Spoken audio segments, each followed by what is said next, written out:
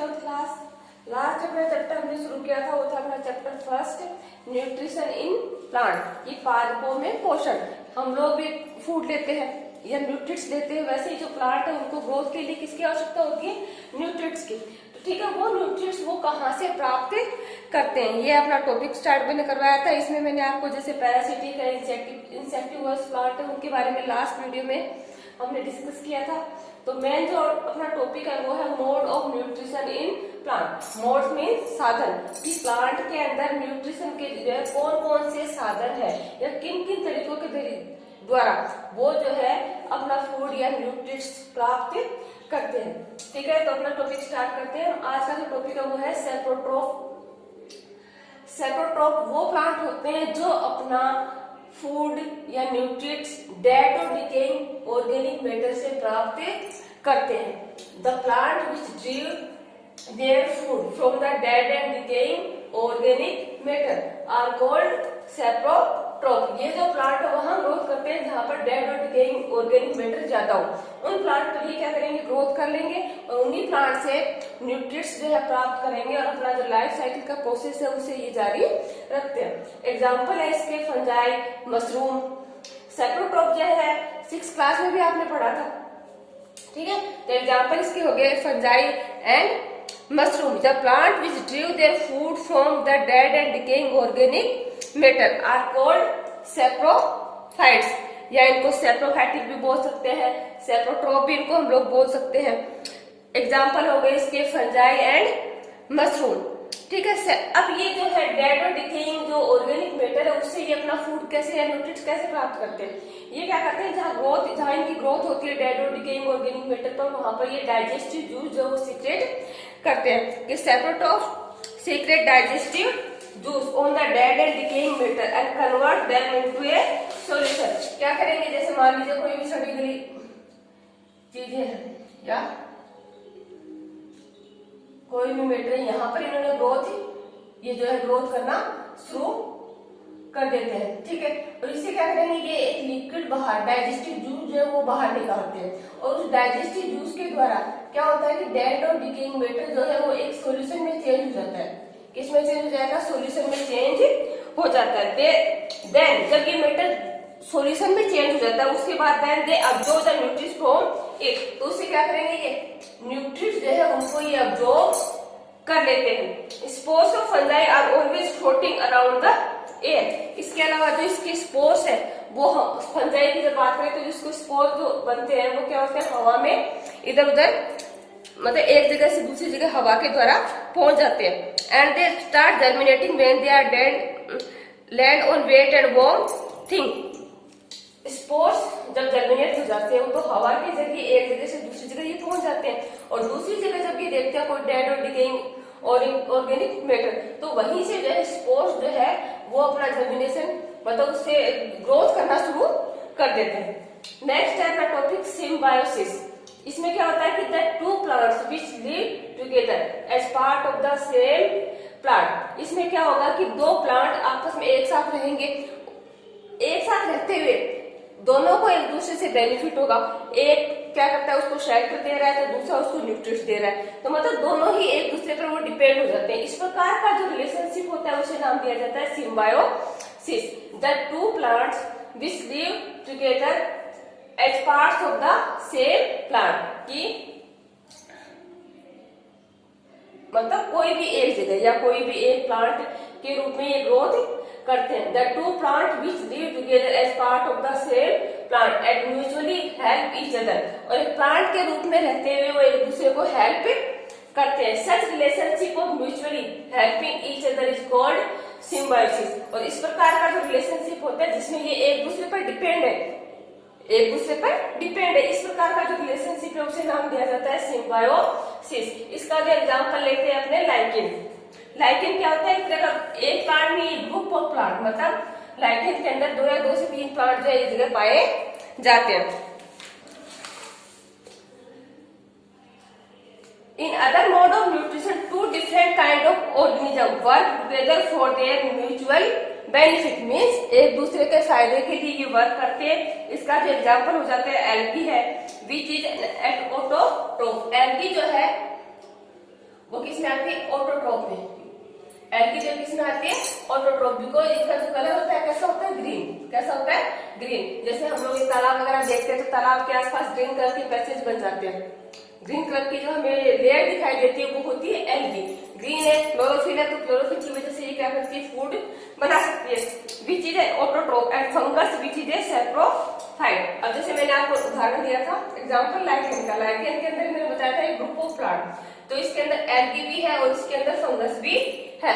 तो एल्गी तो क्या करती है, फूड बना सकती है, बट फंगस जो है वो फूड नहीं बना सकती। क्यों, क्योंकि ना तो वो ग्रीन है, वो ऑटोट्रॉफ नहीं है। Fungus which is saprophyte live together in lichen. तो ये एल्गी और फंजाई दोनों ही किसके अंदर, मतलब किस रूप में रह रही है, लाइकेन के रूप में। So it organism is called lichen. तो इसके नाम एल्गी और फंजाई दोनों एक साथ रह रही है, उस ऑर्गेनिज्म को हमने नाम दे दिया lichen. A chlorophyll containing water which is an algae. Chlorophyll किसके अंदर है, एल्गी के अंदर। And A fungus live together. Algae और फंजाई दोनों क्या कर रही है, इसमें साथ में रह रही है। Algae plus fungi. एल्गी तो क्या है कि वो अपना फूड बना सकती है, वो ग्रीन है, बट फंगस जो है वो अपना फूड नहीं बना सकती। The fungus provide shelter water and minerals to the algae. अब क्या करती है फंगस जो है वो क्या करती है, एल्गी को शेल्टर, शेल्टर मीन्स रहने की जगह देती है, उसे न्यूट्रिएंट्स देती है to the alga and return the alga provide food. और उसके बदले में एल्गी क्या कर रही है, फूड बना रही है, और वो फूड किसको दे रही है, फंगस को।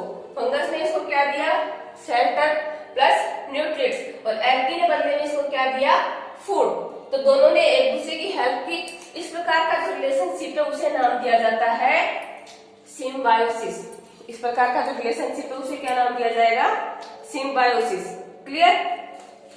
नेक्स्ट जो टॉपिक है अपना, how nutrients are replenished in the cell. अब जैसे हम लोग प्लांट्स की बात करते हैं, प्लांट्स कहाँ ग्रोथ करते हैं, मिट्टी के अंदर। अब प्लांट जब मिट्टी के अंदर ग्रोथ करते हैं तो क्या न्यूट्रिएंट्स किससे ले रहे हैं, वो मिट्टी से ले रहे हैं। ठीक है, मिट्टी से न्यूट्रिएंट्स प्राप्त करते हैं। अब जब प्लांट ने इसे न्यूट्रिएंट्स ले लिए तो क्या इसे न्यूट्रिएंट्स खत्म नहीं होंगे, न्यूट्रिएंट्स खत्म होंगे धीरे धीरे, तो वो वापस कैसे प्राप्त करते हैं, मिट्टी जो है न्यूट्रिएंट्स को वापस कैसे प्राप्त करती है, ये हमारा नेक्स्ट टॉपिक। कि वे मिट्टी है, हमने प्लांट्स उसके अंदर उगा दिए, प्लांट ने ग्रोथ की और जितने भी न्यूट्रिएंट्स वो किसने ले लिए, प्लांट्स ने ले लिए। अब मिट्टी के पास, सोइल के पास तो न्यूट्रिएंट्स बचे ही नहीं, तो वो वापस उनको कैसे प्राप्त करेगी। ठीक है, वो है अपना next topic, plant absorb nutrients from the soil. हमें पता है कि प्लांट जो है न्यूट्रिएंट्स कहाँ से लेते हैं, मिट्टी से ही लेते हैं भाई। सनलाइट, वाटर, CO2 इनका इस्तेमाल करके तो वो फूड बनाते हैं, बट न्यूट्रिएंट्स लेने का जो उसका जो मेथड है वो सिर्फ एक ही जगह से न्यूट्रिएंट्स प्राप्त करते हैं, वो है सोइल। कि plant absorb nutrients from the soil, therefore the amount of nutrients in the soil goes on decreasing. तो क्या होगा कि धीरे धीरे इसकी जो अमाउंट है वो कम होगी, मिट्टी के अंदर न्यूट्रिएंट्स की अमाउंट जो है वो क्या हो जाएगी, कम हो जाएगी। However, on a farm, these nutrients have to added to the soil in the form of manure and fertilizer. अब अगर हम लोग खेतों की बात करते हैं तो खेतों में क्या होता है कि जैसे किसान ने एक फसल उगा दी, उसके बाद फसल की कटाई, उसमें वो मैन्यूर डालते हैं, फर्टिलाइजर डालते हैं। ठीक है, जब दूसरी फसल का जो टाइम आएगा उसके अंदर भी वो क्या करेगा, मैन्यूर और फर्टिलाइजर को ऐड करेगा। क्यों, क्योंकि पहले जो सोइल में मैन्यूर और फर्टिलाइजर थे वो पहली जो क्रॉप या पहली जो फसल उसने उगाई उसने ले लिए। अब मिट्टी के पास न्यूट्रिएंट्स नहीं है तो उसको वापस भाई फसल तो दूसरी उसने उगा दी, अब उनको भी तो न्यूट्रिएंट्स चाहिए, तो क्या करेगा, मैन्यूर और फर्टिलाइजर उसके अंदर ऐड करता है। मैन्यूर मीन्स खाद और फर्टिलाइजर मीन्स उर्वरक। मैन्यूर और फर्टिलाइजर जो है इसमें डिफरेंस क्या है कि मैन्यूर जो है ये है मैन मेड, किससे बनाई जाती है, ये खेतों में काउ डंग जो है उससे ये बनाई जाती है, या फिर डेड और डिकेइंग मैटर होते हैं प्लांट्स के, उससे ये बनाई जाती है। ठीक है, फर्टिलाइजर जो है वो बनाया जाता है फैक्ट्रियों में, जैसे अपने खेतों में यूरिया वगैरह डाला जाता है। ठीक है, तो ये किसकी कमी को पूरा करता है, न्यूट्रिएंट्स। किसकी कमी को पूरा करता है, न्यूट्रिएंट्स की कमी को। If crop plant are grown year after year the soil will become poor in such nutrients. भाई लगातार जब फसल बोई जाती है तो सोइल के अंदर क्या होता है कि न्यूट्रिएंट्स की मात्रा जो है वो कम हो जाती है। नाइट्रोजन है, phosphorus, potassium, magnesium, calcium are the major nutrients की। जैसे हम लोग अपने फूड की बात करते हैं तो मेजर कंपोनेंट जैसे होते हैं, जैसे प्रोटीन है, विटामिन ये पाए जाते हैं और इनकी हमारी बॉडी को रिक्वायरमेंट है। वैसे ही प्लांट जो है उनको ग्रोथ करने के लिए किसकी आवश्यकता होती है? न्यूट्रिएंट्स की। और न्यूट्रिएंट्स जो कौन कौन से हैं? पोटेशियम है, मैग्नीशियम है, कैल्शियम है, ये जो है मेजर न्यूट्रिएंट्स है। नाइट्रोजन है, फास्फोरस है। In addition to these plant also need iron, copper, manganese and zinc. मतलब ये तो चाहिए, इनके अलावा और भी न्यूट्रिएंट्स फसल को चाहिए या क्रॉप को चाहिए। वो कौन कौन से? कॉपर, मैग्नीज है, जिंक है। When fertility and crop yield fall, therefore it is important to replenish these nutrients in the soil. तो इसके लिए आवश्यक होता है कि वापिस मिट्टी को जो है न्यूट्रिएंट्स प्राप्त होते रहे, जिससे जो है प्लांट की ग्रोथ जो है रेगुलर होती रहे। और उसके लिए जो कौन कौन से मेथड अपनाए जाते हैं? या तो खेतों में मैन्यूर डाला जाएगा, खाद, या फिर फर्टिलाइजर का इस्तेमाल किया जाएगा। ये क्या करेंगे? किसकी कमी को पूरा करेंगे? न्यूट्रिएंट्स की कमी को पूरा करेंगे। या जो थर्ड मेथड होता है क्रॉप रोटेशन मेथड। मतलब एक बार, इस बार मान लीजिए कोई अलग फसल बोई है तो दूसरी बार, जैसे इस बार हमने गेहूं की फसल बोई तो दोबारा दूसरी फसल बोई जाए, ये हो जाता है crop rotation method. Grain, pea, moong, beans etcetera are the Leguminosae.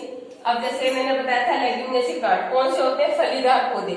जैसे ग्राउंडनट है, ग्राउंडनट किसमें लगती है? फली के अंदर लगती है। मटर है, मूंग है, ये सारे कैसे होते हैं? फलीदार। और ये जो कौन सी फैमिली के? लेग्यूमिनेसी फैमिली के। और बताया था मैंने आपको एग्जाम्पल बताया था राइजोबियम। लेग्यूमिनेसी जो प्लांट्स होते हैं ना, फलीदार जो पौधे होते हैं, फलीदार जो पौधे होते हैं उनकी जो रूट होती है, उसकी रूट के अंदर एक बैक्टीरिया पाया जाता है राइजोबियम। कौन सा पाया जाता है?